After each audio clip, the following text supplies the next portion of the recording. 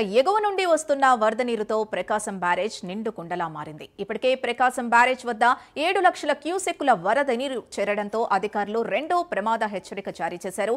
పుష్కర ఘాట్లు వద్ద ప్రజలు రాకుండా తగు చర్యలు చేపట్టారు. నదీ పరివాహక ప్రాంతాల పంటలు నీట మునగడంతో రైతులు ఆందోళన చెందుతున్నారు.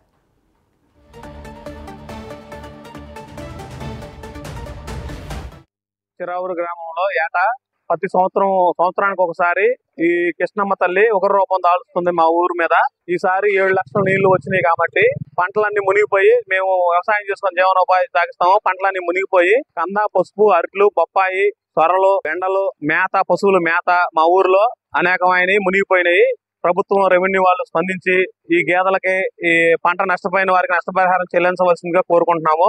రెవెన్యూ వారు కూడా చూసి ఈ ఎకరానికి వచ్చేసి ఎంత దిగుబడి వెళ్ళిద్దో, పసుపుకి 52,000 వేసారు పోయినసారి. ఈసారి మరి ఎంత వేస్తారో చూసి బంతులు, మేతలకు పశువులకు దానా కూడా ఇవ్వాలని ప్రభుత్వాన్ని డిమాండ్ చేస్తున్నాం.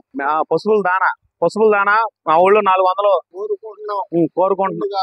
మా ఊళ్ళో 400-500 గేదెలు ఉన్నాయి. వాటికి మేత మునిగిపోయింది. ప్రభుత్వం వారు స్పందించి పశువుల దానా ఏర్పాటు చేస్తారని కోరుకుంటున్నాం.